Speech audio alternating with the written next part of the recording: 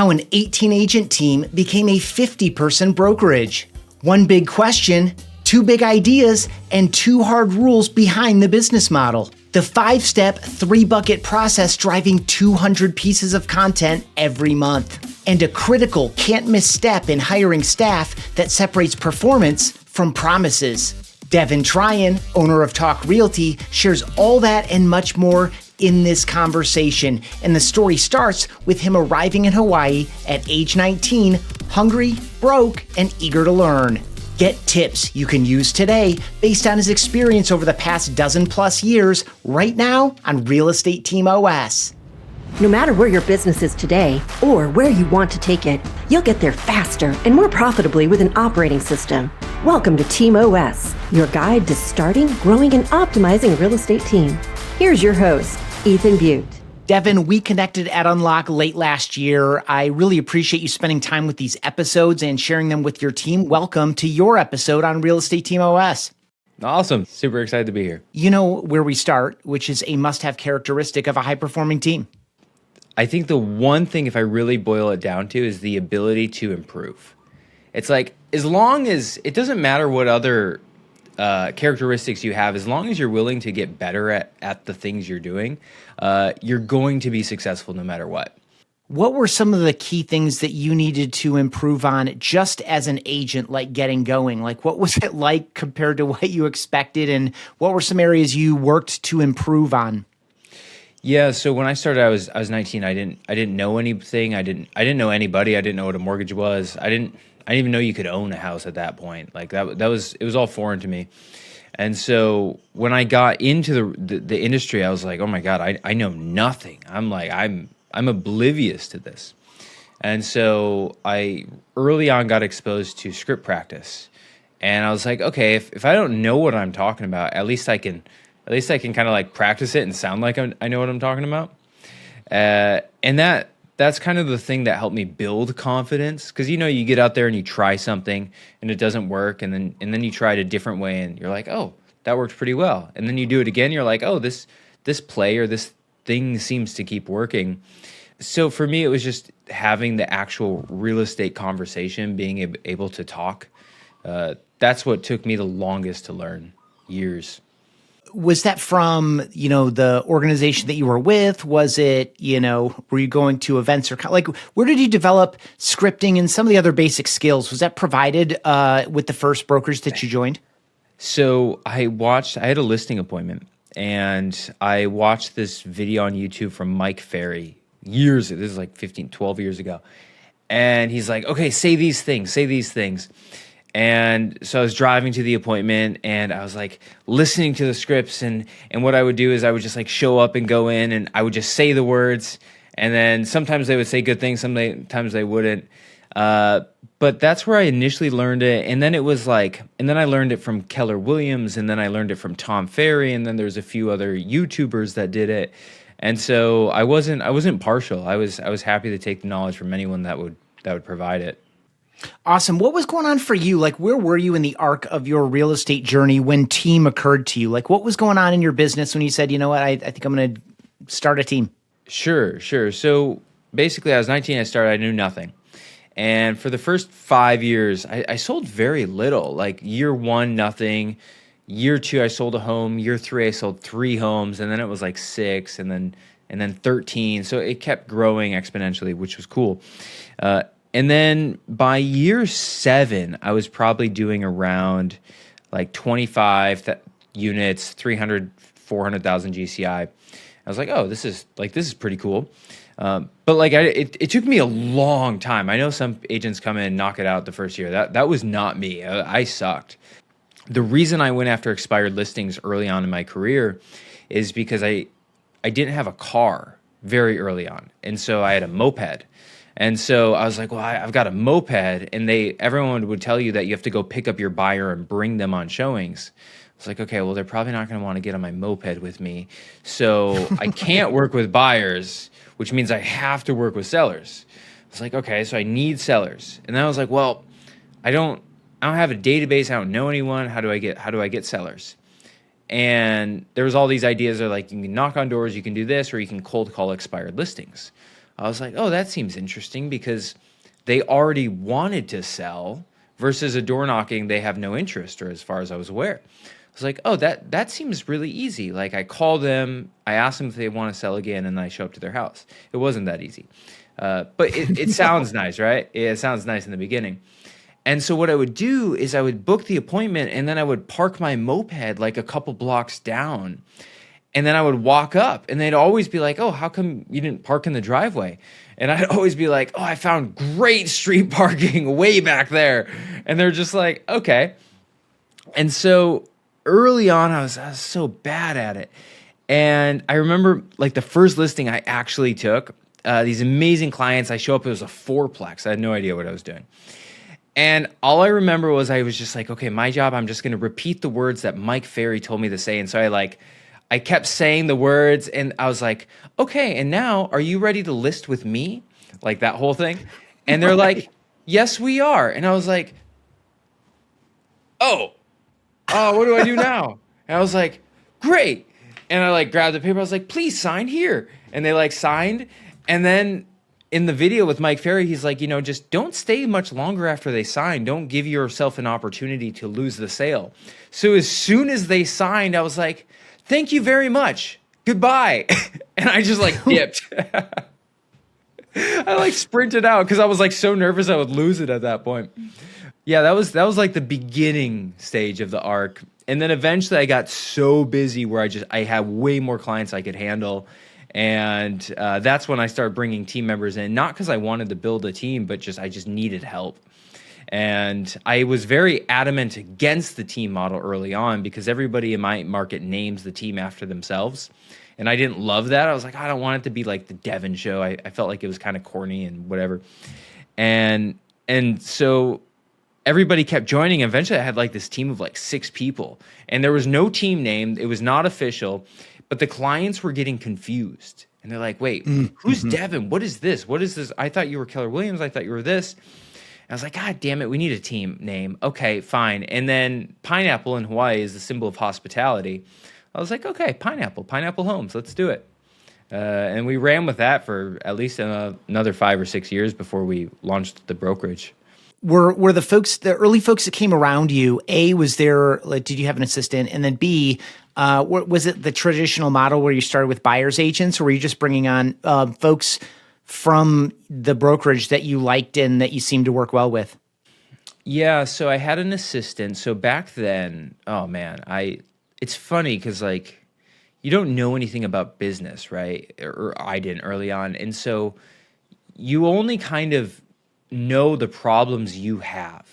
And so you don't think about the issues in the way that maybe a normal business operator does. So I knew a problem I had in my business was I didn't like waking up early. I hated it. Fortunately, I've knocked that habit, but so I was really bad at getting out of bed. And the second thing was I didn't really enjoy or like lead generating. And I was like, okay, well, I really should solve these problems because this is like, I could see how this would become a thing. So after I had like just a little bit of money, the first hire was an assistant, and her job was to come sit next to me and just take notes and tell me who to call. And like kind of just like click the button while it's calling and just hand it to me. And so I pretty much told her, I was like, look, I don't want you to do anything other than just keep me on the phone. That's all you're going to do. And if I'm not ready to do calls whenever you come in, your job is to just sit there and get paid and drink coffee. That's all you do. And they're just like, they loved it. They're like, okay. And so my very first role was an assistant who would just take notes, help me make calls, prep my call list, that whole thing. And that accountability, because like they're waiting for you to be there at 8 a.m. And so I would have no problem skipping out. You're not at a stage where you're looking to burn cash. No. But so I was like, I'm paying this girl to do this thing. And I was like, well, she's going to be there at 8. I don't care if I'm late, but she's going to care. And then I'm just like, that's not good. So I would show up on time and do my calls.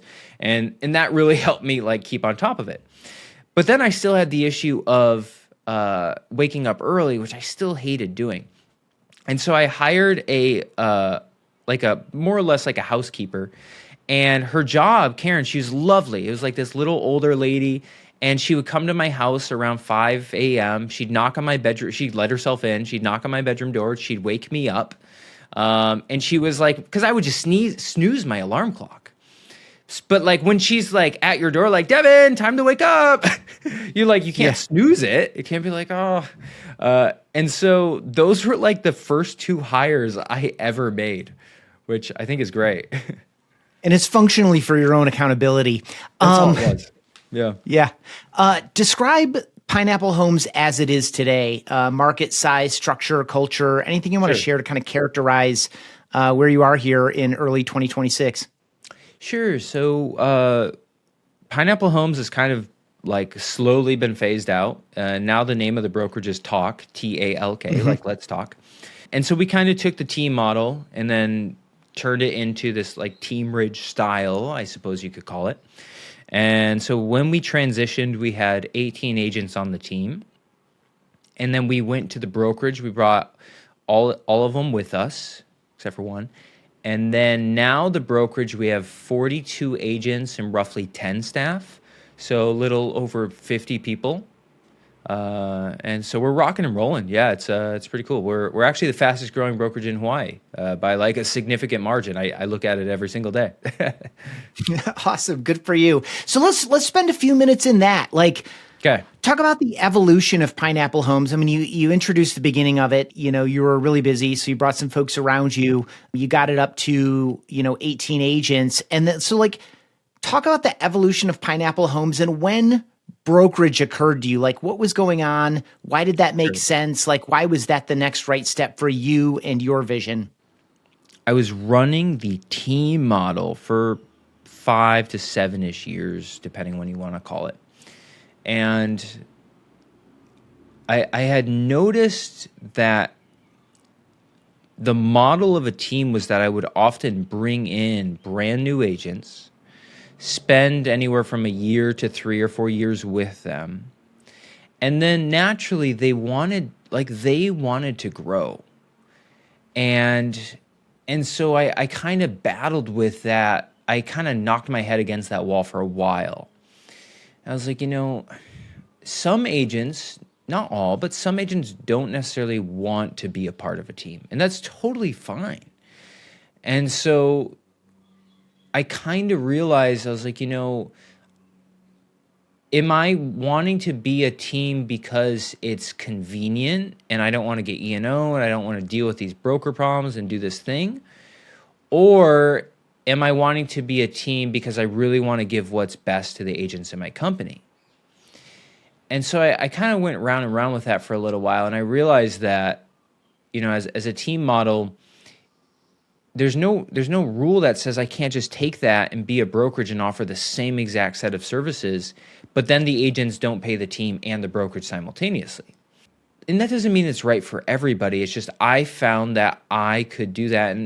And like, it maybe being in Hawaii, we're a little bit more of an island where it's like less of a big deal if you're part of a brokerage or not. And so I really looked at it from the angle of I wanted the agents on my team to have the best opportunities. I wanted them to have the ability for growth. And like even the same reason I named the team Pineapple Homes after Devin Tryan is when I join an organization, I want to feel like the star myself. When I was with Keller Williams, I didn't necessarily feel like the star was like KW was the thing and I was kind of the helper. And so I wanted the agents in my company, like I wanted them to have the opportunity to shine. And so that was a big part of the reason for going independent. And early on, like the growth was really natural. We didn't recruit, we didn't run ads. The big thing we did was sell. Like that's all I focused on. And so like at the height of my sales career, I had 17 escrows at one time. Like I was cranking. And so I took the same systems that worked really well for me, and I just said, okay, David, okay, Ian, team agents, like run the same playbook, do the same thing. And many of them did. And it worked extremely well. But the team was initially built on heavy prospecting and lead generation, like heavy lead generation. And that's why all of the agents we've brought on, or especially early on, did extremely well, is because as a team, like we would often meet from 8 to noon, every single one of us, every day and just prospect for the first 4 hours. And that's all we did. Is there anything from your time with KW or EXP that you're like, I definitely want to take this with me? Like, what are a few things that you either, because the thing that I hear from folks who have gone this route is like, I discovered what I did and didn't want. You already shared kind of one big one, which is you want Ian, for example, to be the star of the Ian show for his clients. Anything else from your experience running the team that you said, I definitely want to double down on this, or I definitely want to not include or avoid this when you started talk? I mean, like truly a million things, but when I launched the brokerage, I said, okay, what does real estate look like in 20 years from now? Like truly, like what is it going to look like? And I spent a lot of time with that question, like even using ChatGPT to like really think through it and be like, okay, well, ultimately it's always going to go to the way of where it becomes more and more convenient to the consumer. Like that is just naturally how everything progresses over time as a market changes. Like even with Zillow, it's like it becomes more convenient, whether it's data, resources, whatever it is. And I was like, okay, well, as far as an agent standpoint, what are the things that will become more convenient to an agent over time? Like how does a company make their life easier so they can really stay in that high leverage position, kind of like I did? And so when I looked at the models of all the brokerages, and I actually printed every logo and like put them on my board and the whole thing, there's two companies I've really kept an eye on. So the first one was Compass. And I actually love that Compass said, we're going to work with like really good quality agents. So we are not a numbers game. We are a quality game. That was their direction. I love that. I think that was brilliant. What I didn't love was that their splits and their fees are significantly higher. And that cost to pay to bring in high quality agents, like that has an inherent heavy cost. And the agents in the company have to absorb that. Somebody has to absorb it. And so there's like this trade-off, right? And then EXP said kind of an alternative. They said, okay, well, what we're going to do is allow the agents to keep the majority of the commission, kind of cloud model, and they can spend those resources on whatever they deem is important to their business. And I was like, okay, this is important, high quality, like great people in an organization. Yes. Allow the agents the flexibility to just spend their things on what they want to spend it on. Yes. And then I was like, okay, is there a world where both of those can be true? I was like, yeah, of course. Why couldn't there be? And so when we launched the brokerage, I said, first rule, invite only, unless I, myself, or my principal broker, who I trust dearly, have sat down with this agent and vetted them. No bueno, no access, like gate closed. Because it's just like, I've seen what one or two people can do to an organization who are a pain in the butts. And it sucks. I've done it. And so it's like, okay, first rule is invite only. Second rule is you have to sell, no exceptions. You don't have to be a Devin Tryan and do 50 sales. That's fine. But you have to contribute to the company's bottom line so we can continue to build and provide support to our agents. Because when I was with other companies, I noticed that the more sales I would do, proportionately, the more I would pay in, I felt like the less support I got, and support would often go to the bottom 20%. Yeah, in relative terms, someone's got to pay all the bills, and you're paying a disproportionate share. Exactly. No, thank you. It's very proportionate. And no, that is spot on. And I was like, well, I didn't really like that either, because I feel like as an agent, the more I give, the more I should receive. And so then I was like, all right, well, how do we build it? And then I truly just sat down. I called every company and sat down with them and got their comp plan and got them to give it to me by pretending to interview. And then I compared every comp plan and went through ChatGPT, and I was like, all right, how do we align incentives? So the agents that do more make more, the agents that recruit make more. How do we make it in a way where we only bring in quality so people want to be, so it's a little bit more exclusive? And eventually we just built it out, and then we started running with it. Dude, I love your assessing the scene. I love the idea of like charting out. I'm picturing a whiteboard or something. Oh, yeah. Or a digital whiteboard. Oh yeah, no, I have a 14-foot whiteboard, seriously, and I just like wrote everything on it. I have a photo. Yeah. So I love the approach. It's so smart, especially the idea that you're looking at it from a long-term perspective too. Like what is going to continue to be true in the future as far as the eye can see. And it is that the customer will pay for convenience and or bias toward convenience at the same price. Repeat. I mean, we've seen that for certainly if you look at like the past 20 or 30 years of consumer behavior, it's 100% that. So anyway, I really appreciate that approach. With regard, one specific follow-up question with regard to making sure that everyone is getting, contributing and receiving from talk in an appropriate and fair way. Do you have like a production minimum on the way in or to stay within the brokerage? Yeah. Right now is you have to do a sale within the last 6 months, which isn't like a lot. But I know so many companies who have 100 agents who don't do anything. And so you have to do 2 sales a year minimum. Yeah. And by the way, I just want to translate that to the mainland. I'm just trying to do like an equivalent. So if someone is listening in Indianapolis, you know, that's like 6 homes. It is like 6 homes. Yeah. It'd be about $1 million in volume sold or so. At least 1 to 2. Yeah. Cool. One of the things, you know, when we connected and we were chatting like kind of informally and in an unstructured way, one of the things that I observed about your approach, I'm just going to call it cross-training. Cool. You know, you're building another business besides, or maybe multiple businesses besides Talk Realty. You also opted to have like a non-real estate coach, like a general business coach. Talk about either or both of those activities, or talk about the philosophy that led to that. Like, when did it occur to you to say, yes, I could go down the traditional real estate coaching route, or, you know, I could go all in on my real estate business, but I'm going to build different muscles in different ways by working with and thinking and being challenged outside the bounds of, you know, what can sometimes be a bit of an echo chamber? Correct. This is actually a really good question. And so here's one thing I noticed. I've had many, many real estate coaches, and they haven't changed my life. Like they truly, I had this coach, Vonda Martin, early on in my career who like changed my business as a whole. That's a great story, which we won't spend too much time on. But one thing I noticed with most coaches or real estate trainings is if you show up and they tell you all these things that you should go do. It's like, okay, you should go after expireds. You should go after probate, FSBO. You should do this. You should use this script. You should use this listing. You should blah, blah, blah, blah, blah, blah.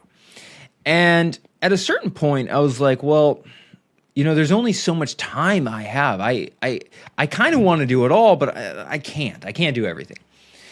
And so I was getting a little frustrated with my real estate coach because it was always about, here's how you work harder.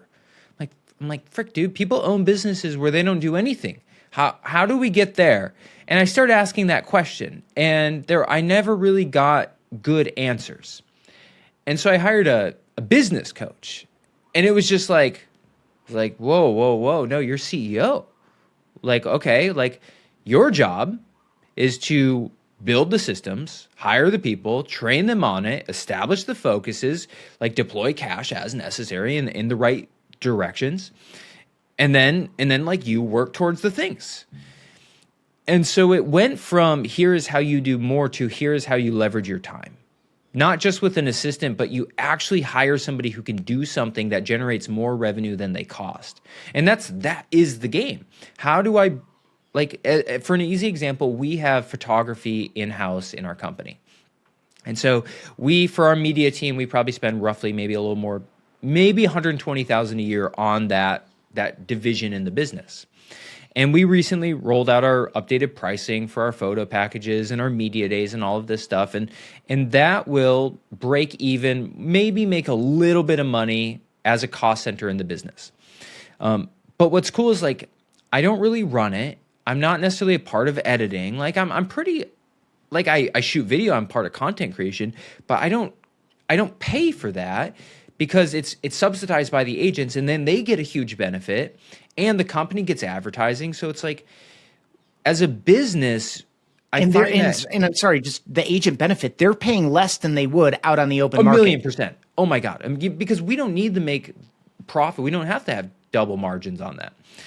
And so the mistake I made for a decade was I constantly treated myself as an employee instead of actually saying, well, how do I hire and delegate this appropriately? And that is the shift. What are a couple things you knew about yourself? You shared some like near the top, but I think that was like very early on in your career. When that light bulb went off for you and you started assessing like your own strengths, your own passions, the state of the business, where you wanted the business to go, what were a couple of your early decisions maybe with regard to bringing someone in or finding the right person or elevating an agent into a particular position? Like, what are a couple things you leveraged yourself out of once you became clear on how you were going to do that? Excluding agents, I probably have maybe about 60 full-time employees across all organizations. And so there's a lot of things. When I think about partnerships, so a couple things with this. First one is if it's a hire that's above $20 per hour, not just like someone cleaning or if it's like an actual thing where this person can help generate revenue above $30 an hour. The first thing I look at is when I bring this person on, are the incentives aligned? So for example, in our real estate brokerage, we are going to host 64 external public events. We're going to do close to like 5 a month. And so when I hired our community growth manager or events manager, Amelia, her pay package, she gets bonuses based upon number of agents in the company we hit. She gets bonuses based on high performers that we hire and bring on. And so it was funny because I was sitting down with her yesterday and we were going through her reporting where she tracks how much her bonuses are. And we were just building it out because she just started a month ago. And I was like, you know what's great, Amelia? And she's like, what? I was like, I want you to hit every single one of these bonuses. And I will help you get every one of these bonuses. And she's like, I know, it's great because we want the same thing. And so I've made the mistake, and I still make this mistake a little bit too much sometimes. I have to remind myself is when you hire people, like give them the opportunity, like when you win, they win. And I don't want to say when I lose, they lose, but it's like make it a win-win for their based on their compensation plan. Because otherwise they're not going to want to why would they do the extra work? Like give them a reason to do it. So I think about that a lot in almost every position I bring on nowadays. And are there any other things you're looking for, like non-agent, as you're looking to kind of like, build out these functions, for example, events management and community building? Are there other characteristics you definitely look for? And have you set yourself up in a way to invest in a person to turn them into the performer that you could see that they could be? Or is it, you're looking for people that have, been there, done that, and you just want them off and running? Like, what's your philosophy or approach on other staff positions? Oh my gosh. Yeah. So it really depends. For example, prior to starting the brokerage, I was interviewing principal brokers for 2 years. I move fast. Like I like to think I'm better at sales and marketing and content creation and like energy, like moving stuff around. I'm not a slow down and like, let me double check stuff. Like that's just not my personality. And I can, and I have, but I certainly won't do it unless I have to. Like for example, when I started our rock climbing gym, I had to sit down and read our 80-page lease. And like, I didn't do a very good job. And I still have some mistakes because of that. It depends on the position. When I brought on our principal broker, I knew exactly what that person was going to look like. They had to be detailed. They had to have far more experience than me. Ideally, I kind of was hoping to bring on, I don't know if this is kind of like an issue, but like I was hoping to bring on a woman so we could kind of balance each other out. Like just so it was like, we had this double approach to fill in a different need. Like, for example, we run what's called wire workshops, women in real estate. And that's a great marketing and recruiting opportunity. But Heather runs those. Devin doesn't run those. It makes no sense. And so with that position, I needed somebody with 20 years of experience. She owned a brokerage before. And so I waited a year for her timing to be right before we even started the brokerage because I needed that person. So with that role, it was like, I couldn't take any chances because changing PBs is very hard. And there's pain associated with that. Whereas let's say like it's a salesperson or a video editor or even if it's like someone who's going to manage my email inbox, there's some elements there, but the risk for bringing on the wrong person is a lot lower in those positions. So I'm usually a little bit more willing to take a chance. But when I hire now, though, what I look for is either proof of performance versus promises, because I find a lot of people promise how great they are versus I'm just like, well, prove it. Like, show me what you've done. And if you haven't done the thing you've already promised, then I'm not too interested. Secondarily, we do a lot of test projects when I bring people on. And so when I brought Amelia on, I think her test project was to build out our budget she had a bunch of things, but it was like, all right, first build the budget for what we're going to have to spend between these 64 events.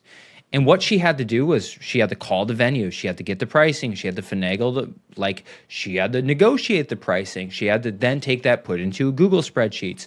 She had to write a list of find out audio video. She had to do all this prep work. And she put together a proposal that was far better than I could have ever done. And so now I'm typically, in the beginning of most people's career watching this, you're probably going to be looking for generalists. People that can kind of do everything pretty good. But eventually you're going to be like, no, I need a Heather who's really attentive, and I need Amelia who's running events and super bubbly and can handle the chaos. I need somebody who can generate ideas for content. So giving them the test project gives you the opportunity to work with them to see how well they perform prior to, because I've brought people on test projects before and they do a terrible job. I'm just like, oh, okay, now I know. But unless you give them a chance to show you, you're going to hire them, onboard them, put them on payroll, and then you find out that they're not that great, and then you have to start over. Yeah, really good. I like the test project idea for all the reasons you outlined. I would do that when I was hiring in a totally different industry in a different role. And I wouldn't assign a deadline either. Yes. So I would get a sense of urgency, and I would make myself open. It's like, I wouldn't say do it whenever you want. I just would not list a deadline for it.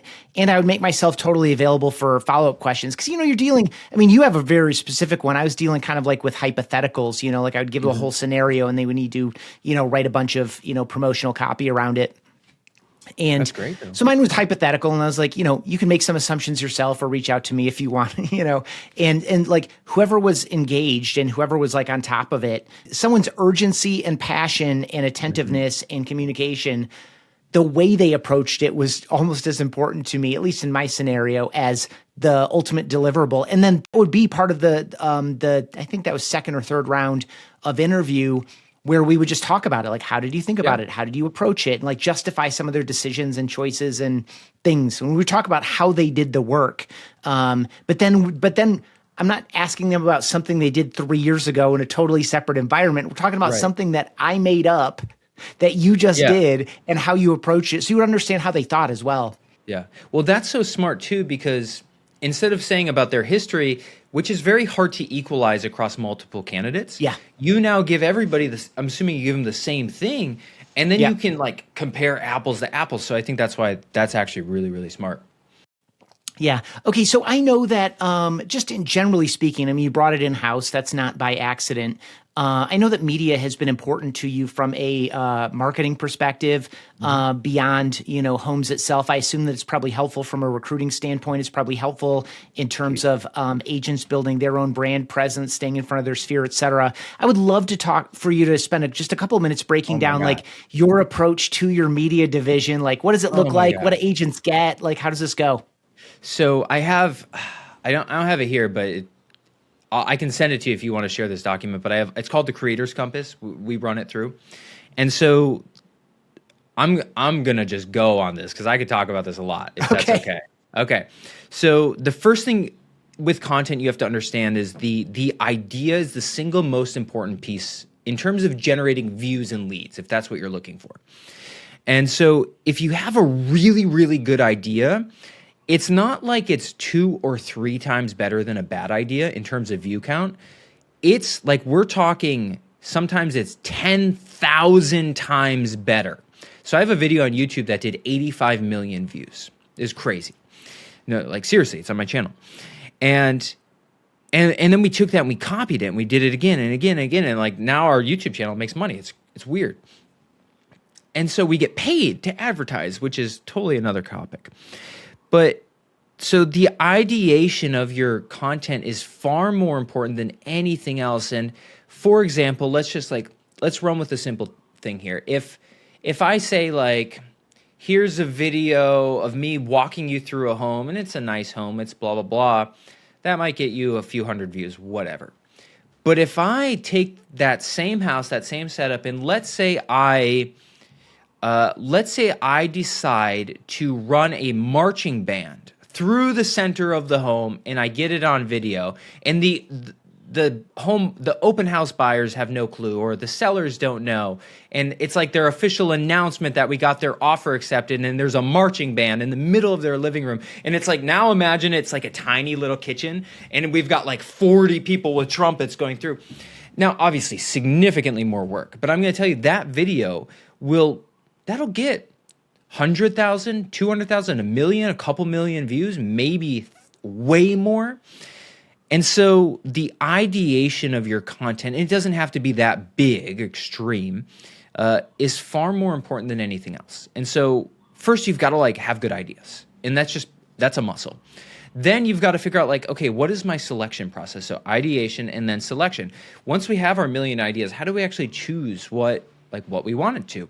And that's when you'll start to think about what is the brand I want to build? What is my reputation? What type of image am I portraying of myself? And then once you have selection, then you have pre-production. So the next third tier is you go through and you prepare for the videos. Maybe you have to write a script. Maybe you have to get some visual hooks or interesting pieces. Maybe you have to schedule like an open house, or you have to get some dogs for a humane society for your content like we did. And so then you have like the pre-production. Then you have actual shooting, filming, and you schedule the shoot and you do the whole thing. And then you have editing and review. And that's where you finalize like, okay, which first 2 seconds of the video, do we do this hook or that hook? Do we select this image or this image? What's our final shot?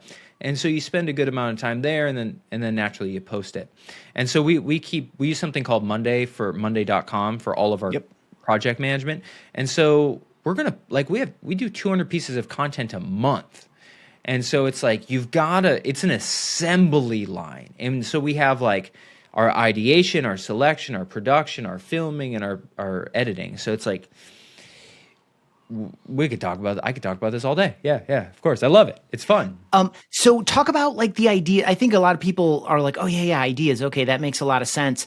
You don't have to have all the ideas. Maybe you did in the beginning, but you don't anymore. Talk about like where does that ideation and prioritization, like how does that happen? I mean, because you can put a Thursday afternoon creative meeting on the board, but that's, in my experience, having built a career doing creative work, that's not where the ideas come in. Like you can't shoehorn them into a time block. So like, talk a little bit about that process. Like how many people are you soliciting ideas from?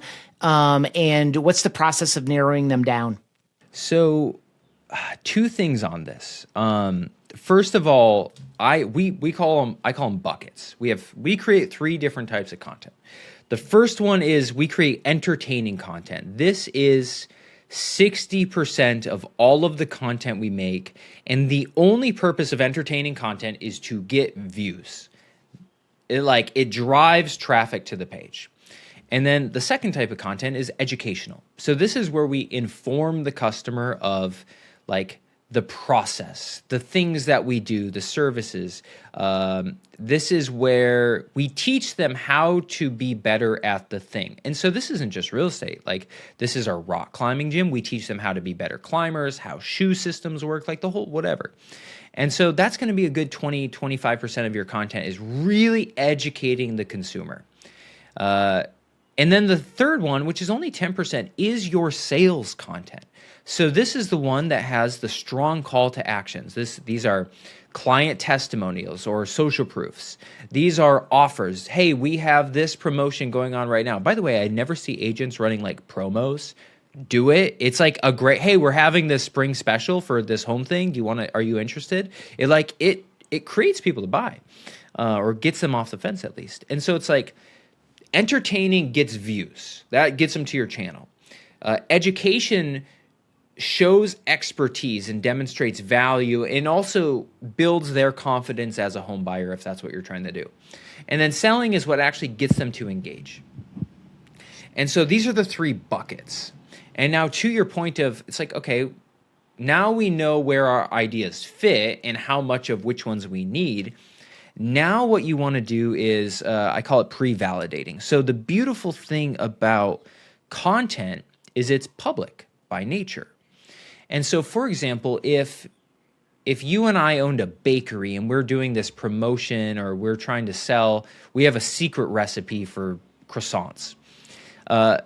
We don't have to share that recipe with the world. Like nobody can come in and see our recipe. But the cool thing about content is if somebody posts a viral video, I can go in and I can very easily dissect the ingredients by just watching the video. And you can do this across all niches. So instead of sitting around and trying to come up with your own ideas, what we often do is we pre-validate. So we'll look at content that already works and we'll say, okay, this is a different niche. How do we get inspiration from this and do the same thing? And like sometimes, and this is a new concept to us, we haven't spent a lot of time pre-validating up until a month ago. But it's just like, you're going to spend all this energy making videos. We may as well make videos that we think is going to be more successful. Otherwise, it's like, we don't need practice. Like, let's make good stuff. Yeah. Love that. Do you just personal question with regard to ideas in particular? Like, are you walking around with like a little notebook? Are you dictating into your phone? Like because my guess is as you're walking around, driving around, going through your life, like that's, an idea is going to come like all the time. Are you capturing stuff on the fly? And if so, how? All the time. I use Apple Notes religiously. I've got a whole note-taking system. Like it's foldered out and everything. It's very easy. I probably take down maybe 10 to 20 notes a day on ideas. And I guess last question in the zone, Sure. as you're kind of going through, validating, pre-validating, sorting through the ideas, getting them into the right buckets, deciding which ones we're actually going to make this week or this month. Is that like a 3-person team? Is that who's involved in that? Nico, so my creative director and I. Okay. Yeah, he runs it. So we have him, and then we have 2 editors. And so he's the one that him and I work on ideation and selection, and of course prepping and filming. But his job is to kind of like run it, whereas my job is to kind of be a part of it. Yep. Guide it, be a support, be a voice, et cetera. Of Yeah. course. Last question here, actually. This is Please. the real last question in the zone. Yeah. Where'd you find Nico? Or where did he find you? He reached out to me early on in my career asking if I needed help doing listing photos. And I said, no, but I need help doing video. Do you know how to take video? And he goes, well, no, but I'll learn it. And so him and I actually kind of, over the last 4 or 5 years, learned video together. Love that. Yeah, we just took a photographer, and I liked him. And it's cool because, like, we're kind of buddies at this point. So when you're shooting content, it can be a little, like, if you don't trust the guy behind the camera, it's a little nerve-wracking. You want somebody who's also going to be willing to be like, dude, you kind of look like crap today. Like, fix your hair, do this. You're like, okay. Yeah, like that honesty that like we're past all of this. Right. I'm not treating you as a client where I'm going to like maybe be more delicate or Exactly. Yeah. No, that's a great point. Well, I really appreciate you spending this time. I really appreciate you. By the way, do you watch or listen to this show or both? I usually listen when I'm driving. Yeah, but I've watched maybe one or two. Well, thanks for spending time on that. You might know if you've been getting to the end of them, this last set of questions. The first one is, what's your favorite team to root for besides Talk Realty, or what's the best team you've been a member of? And it can be any kind of a team. It doesn't have to be a real estate team. At my gym, the climbing gym, it is just one of the best, most wholesome communities. Just great people. They love the earth. They want to see good things happen. It's just a really cool culture to be a part of. So that's my favorite one. That's a super interesting sport/recreational pursuit as well. It's like it just combines some really interesting things. Obviously, you need to be strong in a lot of unique ways, including the hands and some other things that Yeah. But then also kind of just the mental aspect of it too. And like the strategy and like, it's a really interesting I love that. Thinking of that as a team as well. What is one of your most frivolous purchases, Devin, or what's a cheapskate habit you hold on to, even though you probably don't need to? Well, so I recently just bought a Lotus Emira, which is a very expensive sports car. 2-seater. It's kind of loud. It's got turbo. It's very fun. There's nowhere I can drive it fast in Hawaii. There's nowhere I can. You're checking a lot of boxes in this category. Yeah, so there's nowhere I can use it, but I do get a lot of joy out of it. Yeah, it's very fun. Good for you. What does it look like for you? What are you doing when you're investing time in learning, growing, and developing? Or what are you doing? What does it look like when you're investing time in resting, relaxing, and recharging? What's actually something funny, I've been thinking about hiring like a part-time like professor almost to be like my education coordinator. I was like thinking about this, and I was like, I would love it if somebody for like 5 to 10 hours a week would like research articles, like learn about topics, facilitate my education. And I just like meet them because like I've had mentors in a lot of different things. I spent about a good year with a programming teacher who I'd meet 3 days a week in the morning for an hour, and I learned Python pretty quickly that way. And I find my personality is if I'm with somebody and they're telling me something, I can focus so well and pay attention and take notes, and I'm like I can lock in. But if I'm watching a video where I know I can click the pause button any point in time, I know myself, and I would love to say that I can like power through. No. So when there's somebody just like talking to me, so I have been thinking about that. I do spend a good amount of time while I'm driving with ChatGPT voice, and I'll just like ask it to explain topics or understand something. I'll be like, hey, how does this work? Or what's going on with this? Or I saw this article about this thing, but what does it actually mean? And this is a quality I'm really grateful for that I've picked up, which is really trying to understand something before I form an opinion around it. And I noticed this early on. I had a roommate in college, but sometimes I'll notice, like I'll talk to other business owners in general, and I'll say something, and sometimes they'll immediately just like be like, no, that doesn't work, or that. And that's okay. But what I find is the ones that say, oh, like I have a different opinion. Could you tell me more about that? Or how did you come to understand that? I find that as a skill can really help you build a better company if you're willing to just like breathe for a second and be like, all right, like why is this the way it is, or why do I think that? So your first question around education, and then what was your second question? Sorry. Resting, relaxing, and recharging. Resting and relaxing.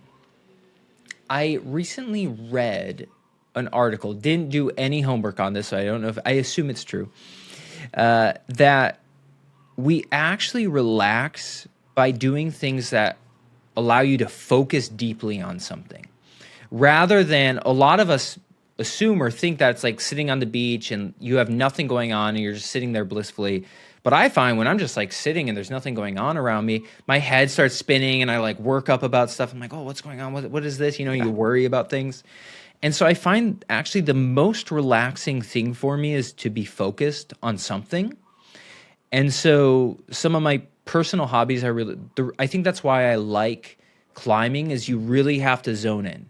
I think that's why I liked diving, because you really have to, like, you're focused on it. I really enjoy chess. And so you, like, the whole time you're playing chess, you're just thinking about the moves in the system. So the way I find I relax best is actually by being really focused on one thing rather than just nothing at all. Yeah, agree. I really like that. It's kind of like a flow state versus like a monkey mind or something. That's it. Yeah, I feel that completely. I also really appreciate your approach to essentially first seek to understand. And I think we would be not only would people be running better businesses, but I think we'd also be in a much more productive society overall if more people took that up as a habit. So really love the way that you wrap that up. If someone wants to connect with you, learn more about you, where would you send them? At Devin Tryan, DevinTryan. I mean, we put out like a lot of free content. I tell this to our team is like, you cannot overgive. I really mean it. And so, like, we put out guides on expireds and FSBOs and how to do our social media playbooks and the whole thing. And it's free. Like, we're a pretty open book about all of it. So if it's all on there. Awesome. Love that. I'll round up some links, drop them right down below, whether you're watching in YouTube, you're watching or listening at realestateteamos.com, you're watching or listening in Spotify, you're listening in Apple Podcasts, or you're somewhere else. There are links right down below, and it includes some stuff where you can learn more about Devin and what he's doing with Talk Realty. Devin, thank you so much for being here. Appreciate you so much and hope you have a great rest of the week. Thank you, sir. Thanks for checking out this episode of Team OS. Get quick insights all the time by checking out Real Estate Team OS on Instagram and on TikTok.